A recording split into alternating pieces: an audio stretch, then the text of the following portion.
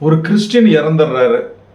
அவருக்கு யார் யாரெல்லாம் வாரிசு, அவருடைய சொத்து யார் யாருக்கெல்லாம் போய் சேரும், யார் யாருக்கெல்லாம் எவ்வளோ உரிமை இருக்குது, அது எவ்வளோ போய் சேரும், இதை தான் இந்த வீடியோவில் பார்க்க போகிறோம். வணக்கம், நான் உங்கள் ரசியா கடி. இப்போ ஒரு ஒரு ஹிந்து இறந்துட்டாங்கன்னா பார்த்தீங்கன்னா அது அவங்களுடைய வாரிசு யார் யாருன்றதை பற்றி ஹிந்து சக்சஷன் ஆக்ட்ன்றதை சொல்லுது. இப்போது அது மாதிரி முஸ்லீம்ஸ் ஒருத்தர் இறந்துட்டாரு அப்படின்னு சொன்னாங்கன்னா அவங்களுக்கு என்ன லா வரும், யார் யாருக்கு எவ்வளோ சொத்து போகும் அப்படின்றத சரியத் லான்னு சொல்லுவாங்க, அல்லது முஸ்லீம் பர்சனல் லான்னு சொல்லுவாங்க, அதுபடி வரும். ஒரு கிறிஸ்டினை பொறுத்த வரைக்கும் ஒரு கிறிஸ்டின் இறந்துட்டாரு அப்படின்னா எந்த லா அப்ளைகபிள் ஆகும் அப்படின்னு சொன்னால் அதுக்கு இந்தியன் சக்சஷன் ஆக்ட் 1925 இதுதான் அவங்களுக்குள்ள அப்ளிகபிள் லா. ஸோ இந்த இந்தியன் சக்சஷன் ஆக்ட் 1925 என்ன சொல்லியிருக்காங்க, அதன்படி தான் அவங்களுடைய ஒரு கிறிஸ்டினுடைய வாரிசுகளுக்கு யார் யாரெல்லாம் வாரிசுகள், யார் யாருக்கு என்ன பங்கு, யார் யாருக்கெல்லாம் பங்கு வரும், யார் யாருக்கு பங்கு வராதுன்றதை இந்தியன் சக்சஷன் ஆக்ட் 1925 அந்த ஆக்டை பற்றி தான் பார்க்கணும். இப்போ இந்த இந்தியன் சக்சஷன் ஆக்ட் யாருக்கெல்லாம் அப்ளிகபிள் ஆகும்னா இந்தியன் கிறிஸ்டியன்ஸுக்கு அப்ளிகபிள் ஆகும், ஆங்கிலோ இந்தியன்ஸுக்கு அப்ளிகபிள் ஆகும். பட் இந்த ஆக்ட் ஹிந்துஸுக்கு, முஸ்லீம்ஸுக்கு, பார்சிஸ்க்கு, ஜீவ்ஸுக்குலாம் அப்ளிகபிள் ஆகாது. ஸோ ஒரு ஹிந்து இறந்துட்டார் அப்படின்னா இந்தியன் சக்சஷன் ஆக்ட் 1925 தான் நம்ம பார்த்து அந்த சொல்லப்பட்ட ரூல்ஸ் படி தான் அவங்களுடைய வாரிசு யார் யார் எவ்வளோ வரும் அப்படின்றத டிசைட் பண்ணணும். இப்போ இதை பார்த்தீங்கன்னா ஒருத்தர் இறந்துட்டார் அப்படின்னா முதல்ல ஒரு டெஸ்டேட்டா இன்டெஸ்டேட்டா, அதாவது உயில் எழுதி வச்சிருக்காரா, உயிர் எழுதி வைக்காமல் செத்துருக்காரா அப்படின்றத பார்க்கணும். இப்போ அவர் உயில் எழுதி வச்சிருந்தாங்க அப்படின்னா அப்போ அந்த உயிலில் என்ன சொல்லப்பட்டிருக்கோ அதுதான் அப்ளிகபிள் ஆகும். ஒரு கிறிஸ்டின் இறக்கும் போது அவர் உயில் எழுதி வச்சிருக்காரு, என் சொத்துல இவருக்கு தான் போகணும், என் பையனுக்கு மட்டும் தான் போகணும், என் பொண்ணுக்கு மட்டும் தான் போகணும், இல்லை என் மனைவிக்கு மட்டும் தான் போகணும், ஏதாவது எழுதி வச்சிருந்தா அந்த வில் தான் செல்லுபடியாகும். ஸோ அந்த வில்லு கரெக்டாக அந்த இந்தியன் சக்சஷன் ஆக்டில் உள்ள சொல்லப்பட்டிருக்கக்கூடிய மற்ற ரூல்ஸ் ஆஃப் வில்லுக்கு உள்ள பொருண்மைகள்லாம் கரெக்டாக ஃபில்லப் பண்ணியிருக்காங்களான்றதை மட்டும் பார்த்து பண்ணணும். அப்படி பண்ணப்பட்ட பட்சத்தில் அந்த வில்லில் என்ன சொல்லியிருக்கோ அதுபடி அப்ளை ஆகும். வில்லு எழுதி வைக்கல, அதுதான் என்ன சொல்லுவாங்கன்னா இன்டெஸ்டேட் அப்படிவாங்க, பெர்சன் டையிங் இன்டெஸ்டேட். உயில் எழுதி வைக்காமல் இறந்தவர்களுக்கு அப்படின்னா கிறிஸ்டியனை பொறுத்த வரைக்கும் பார்த்தீங்கன்னா அவங்களுக்கு ஒரு என்ன சொல்கிறாங்க அப்படின்னு சொன்னீங்கன்னா, ஒரு கிறிஸ்டியன் ஒரு ஆண் இறந்துட்டாருன்னா அது யாருக்கெல்லாம் அவங்களோட வாரிசு யார் அப்படின்னு சொன்னால் அவங்களுடைய விடோ, அதாவது மனைவி, சில்ட்ரன், அப்புறம் லீனியல் டிசெண்டன்ட்ஸ், இந்த 3 பேர் தான் அவங்களுக்கு வாரிசு. ஸோ ஹஸ்பண்டாக இருந்தால் அவர் இறந்து போனவர் ஆணாக இருந்தால் வாரிசு யாருன்னா விடோன்றது ஒய்ஃபு. அப்புறம் சப்போஸ் ஆணாக இருந்தால் பெண்ணாக இருந்தால் விடோவர். அப்புறம் சில்ட்ரன், அப்புறம் லீனியர் டிசெண்டன்ட் அப்படின்னா யாருன்னா பிள்ளைகள், பேரப்பிள்ளைகள், அவங்களுக்கு பிறந்த பிள்ளைகள், இவங்க தான் லீனியர் டிசெண்டன்ட். அவங்களுக்கு தான் சொத்துல பங்கு உரிமை உண்டு அப்படின்ற மாதிரி சொல்கிறாங்க. இப்போ அதில் ரூல்ஸை பற்றி பார்த்தீங்கன்னா என்ன ரூல்ஸ் அப்ளை ஆகுன்னா, இப்போ ஒருத்தர் ஆண் இறக்குறாரு அப்படின்னா அவங்களுக்கு விடோவுக்கு பார்த்தீங்கன்னா 1/3 ஷேர். அவர் எவ்வளோ சொத்து ஒதுட்டு போகிறாரோ அதில் 1/3 ஷேர். மீதி உள்ள ஷேர் எல்லாம் யாருக்குன்னா அந்த பிள்ளைகளுக்கு ஈக்குவலாக ஒரு 4 பிள்ளைகள் இருந்தால் மீதி உள்ள 1/3 போக மீதி உள்ள 2/3 4 பிள்ளைகளுக்கு 4 பங்காக பிரித்து கொடுத்துடணும். இப்போ அவர் விடோ மட்டும்தான் இருக்கு, ஒரு ஒய்ஃப் மட்டும்தான் இருக்கிறாங்க, பிள்ளைங்களே இல்லை. அந்த மாதிரி சுச்சுவேஷன் வந்ததுன்னா பார்த்தீங்கன்னா இந்த விடோவுக்கு எல்லா ப்ராப்பர்ட்டி, மொத்த ப்ராப்பர்ட்டி அவங்களுக்கே போய் சேர்ந்துடும். இப்போ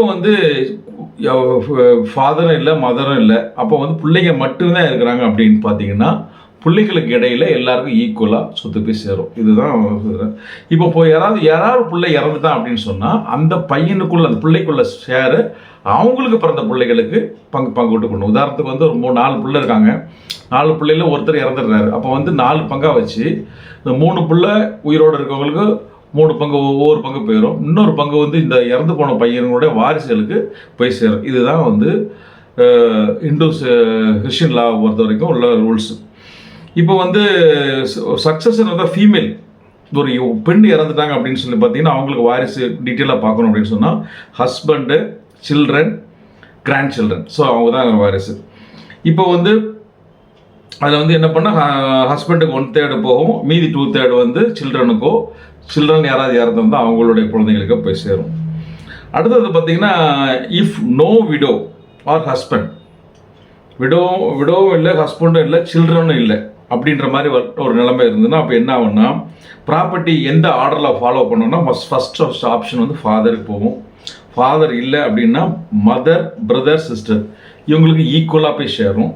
இப்போ இந்த டிகிரி ஆஃப் இல்லைன்னா நெக்ஸ்ட் ஆஃப் கின் அந்த செக்ஷன் 48 என்ன சொல்லப்பட்டிருக்கோ அந்த ரூல்ஸ் படி அந்த அடுத்த உள்ள நெக்ஸ்ட் கிண்டர் அப்படின்னு அவங்களுக்கு போய் சொத்து போய் சேரும். இதுதான்.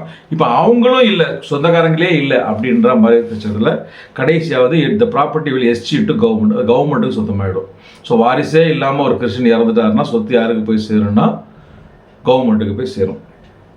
இப்போ வந்து செக்ஷன் கிறிஸ்டியன் ஆக்டை பொறுத்த வரைக்கும் அந்த கிறிஸ்டியன் வாரிசை பற்றி நீங்கள் முக்கியமாக தெரிஞ்சுக்கணும் அப்படின்னா முக்கியமாக தெரிஞ்சிக்க வேண்டிய செக்ஷன் என்னன்னு பார்த்தீங்கன்னா section 32 to section 48 of the Indian succession ஆக்டை வந்து நம்ம கண்டிப்பாக தெரிஞ்சுக்கணும். அதுதான் இந்த அதாவது section 32 to section 48 of the Indian section act தான் கிறிஸ்டியனுடைய இல்லையா வாரிசு பற்றி எப்படி எப்படி போய் சேருன்றதை சொல்லுது. செக்ஷன் 32 என்ன சொல்கிறாங்கன்னா devolution of property in case of intestacy அதை பற்றி சொல்கிறாங்க. செக்ஷன் 33 தான் rights of the widow and விடோவருக்கு எவ்வளோ ரைட்டு, விடோவுக்கு எவ்வளோ ரைட்டு, விடோ ரைட்டுன்றதை சொல்கிறாங்க. செக்ஷன் 35 வந்து டிஸ்ட்ரிபியூஷன் அமங் தி லீகல் டிசெண்டன்ட்ஸ், அதாவது பிள்ளைங்க பேர பிள்ளைங்கள் கடையில் எப்படி டிஸ்ட்ரிபியூட் பண்ணுறதை சொல்லுது.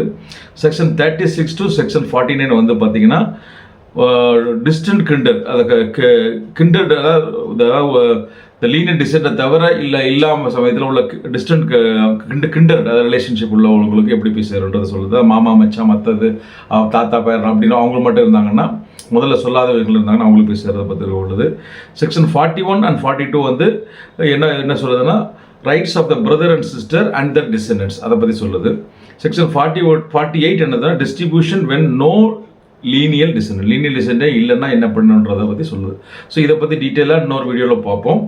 இப்போ அதுக்கப்புறம் பார்த்தீங்கன்னா டெஸ்டமெண்ட்ரி செக்ஷனை பற்றி தெரிஞ்சுக்கணும்னு பார்த்தீங்கன்னா ஒரு கிறிஸ்டியன் வந்து ஒரு உயில் எழுதி வைக்கலாம். அப்படி உயில் எழுதி வச்சிங்கன்னா அதுக்கு வந்து அவங்க வந்து section 59 to section 63 of the act the Indian section act என்ன சொல்லியிருக்காங்களோ அந்த ரூல்ஸ் எல்லாம் கரெக்டாக கம்ப்ளை பண்ணணும். ஸோ அவர் வந்து ஒருத்தர் அவருக்கு சொந்தமாக சொத்தாக இருந்தால் சொந்தமாக எழுதி வைக்கலாம். இல்லை அவருக்கு ஒரு பங்கு இருக்குது, ஜாயின்ட் ஃபேமிலி ப்ராப்பர்ட்டியில் அவருக்கு ஒரு பங்கு இருந்தால் அந்த பங்கை கூட உயில் மூலமாக எழுதி வைக்கலாம். ஸோ இதான் டெஸ்டமெண்ட்ரி சக்ஸஸனை பொறுத்த வரைக்கும் உள்ள விஷயங்கள். அப்புறம் முக்கியமான கான்செப்டில் இந்த கிறிஸ்டியன் லாவில் தெரிஞ்சிக்க வேண்டிய கான்செப்ட்னா லீனியர் டிசெண்டன்ட் அப்படின்னா யாருன்றதை பார்க்கணும். லீனியர் டிசெண்டன்ட் தான் முக்கியமாக சொல்கிறாங்க. அதாவது ஒரு கிறிஸ்டியன் இறந்துட்டா விடோவர் ப்ளஸ் லீனியர் டிசெண்டன்ட் அவங்களுக்கு தான் சொத்து. லீனியர் டிசெண்டன்ட் யார் அப்படின்னா பிள்ளைங்களுக்கு பிறந்த பிள்ளைங்களுக்கு அப்படி வாரிசாக போகும். இப்போ உதாரணத்துக்கு வந்து ஒரு பிள்ளைங்க ஒருத்தர் இறந்து போனாருன்னா அவருக்கு 4 பிள்ளைங்க இருந்தால் ஒரு உதாரணத்துக்கு ஒரு பிள்ளைங்க இறந்து போகிற 4 பிள்ளைங்க இருந்தால் 4 பிள்ளைங்களுக்கு மட்டும் 4 ஈக்குவலாக போயிடும். இந்த 4 பிள்ளைங்களில் யாராவது ஒரு பிள்ளைக்கு அந்த பிள்ளை இறந்துட்டான்னா அந்த பிள்ளைக்கு சேர வேண்டியது அந்த கிராண்ட் பேரண்ட்ஸுக்கு போய் சேரும். உதாரணத்துக்கு வந்து இப்போ தாத்தா சொத்துல பேரண்ட்டுக்கு பங்கு உண்டுன்னா நீங்கள் சொல்ல முடியாது கிறிஸ்டியன் இந்தியன் செக்ஷன் ஆக்டில்.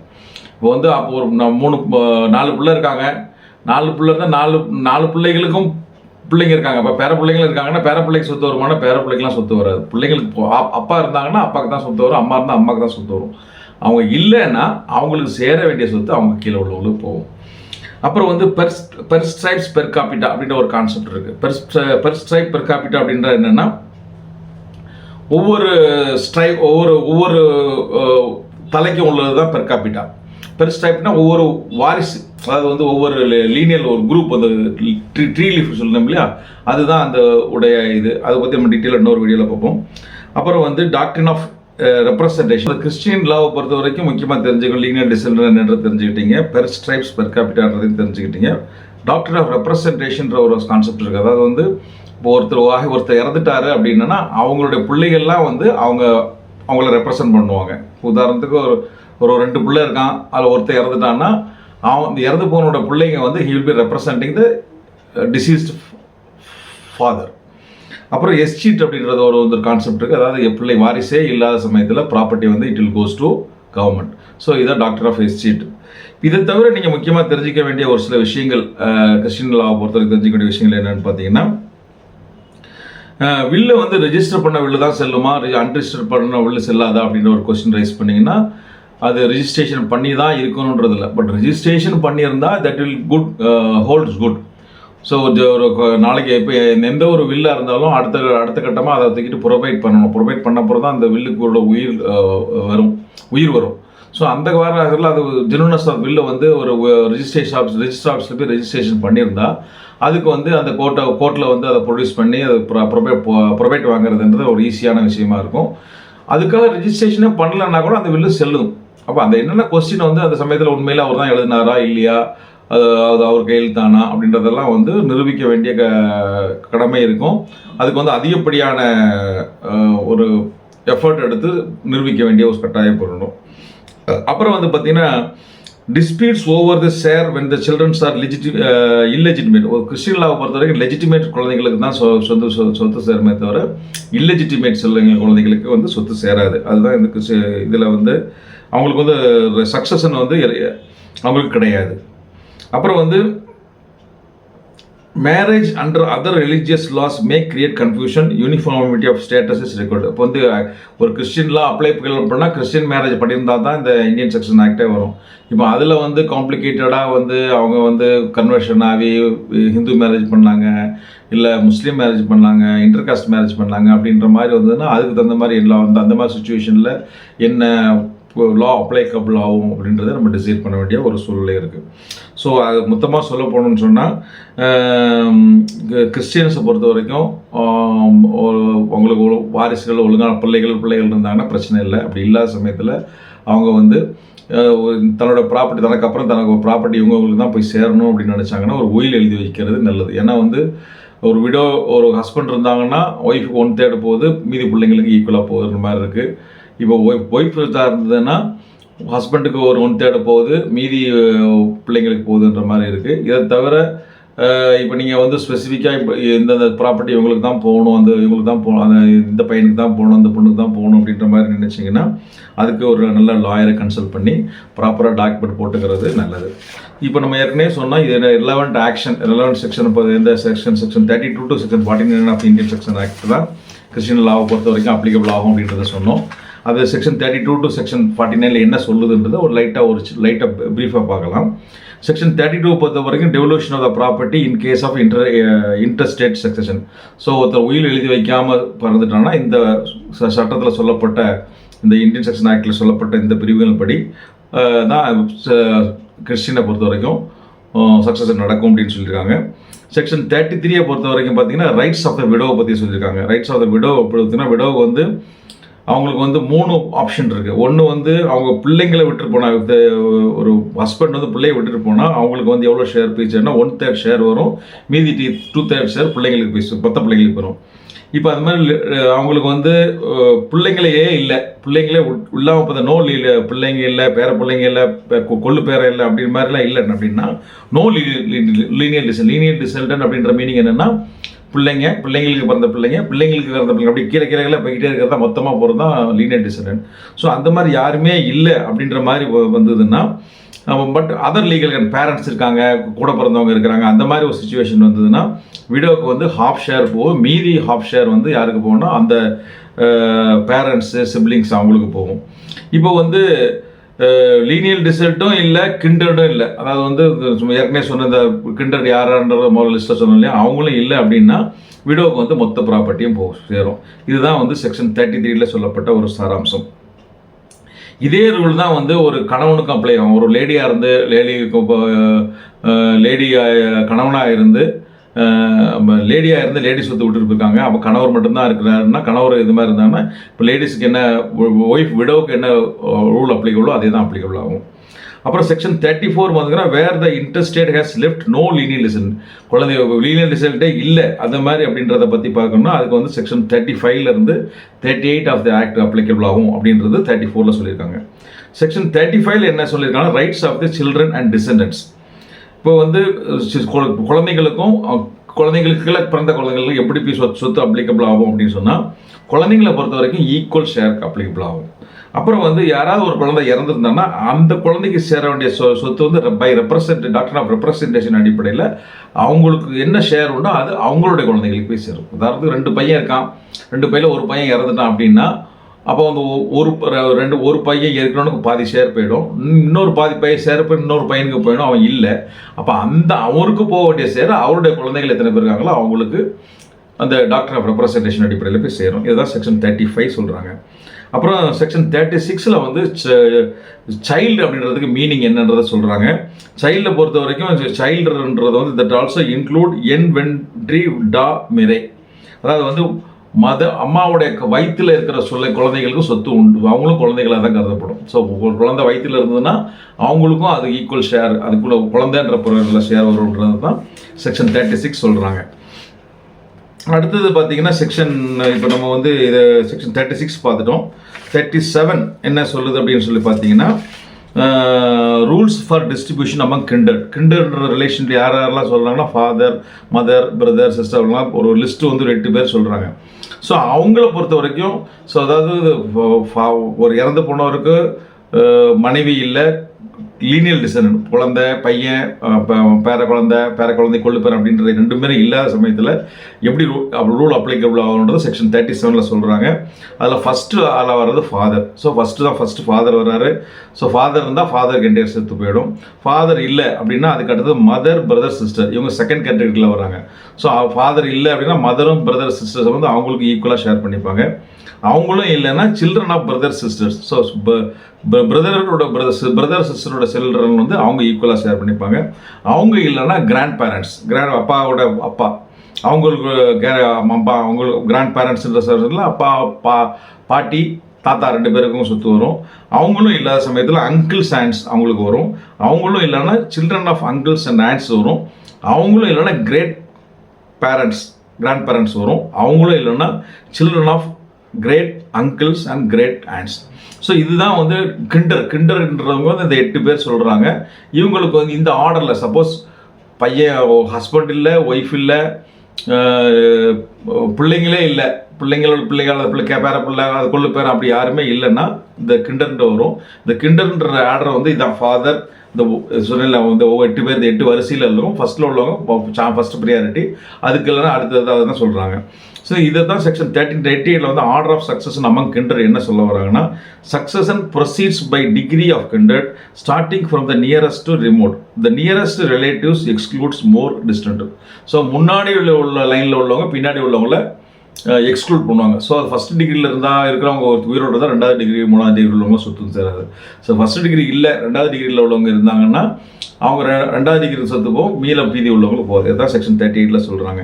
அப்புறம் செக்ஷன் 39 என்ன வாட் ரிலேஷன்ஸ் என்டைட்டில், யாருக்கெல்லாம் என்டைட்டில் அப்படின்றது பார்த்தீங்கன்னா only those kindred entitled under the rules in Christian பேக்கண்ட். அது கிண்டர் மட்டும்தான் சொத்து போய் சேரும் அப்படின்ற மாதிரி சொல்கிறாங்க.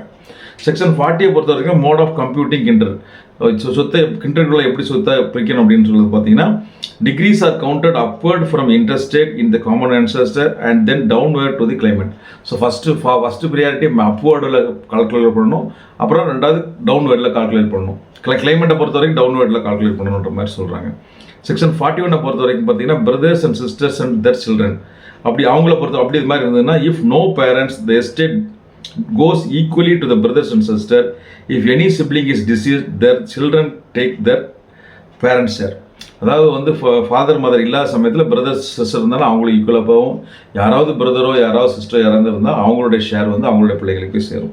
தென் செக்ஷன் 42 பொறுத்த வரைக்கும் where the intestate father dead but mother brothers and sisters are living, அதே மாதிரி சுச்சுவேஷன் வந்ததுன்னா எஸ்டேட் வந்து is shared equally among the mother and sibling.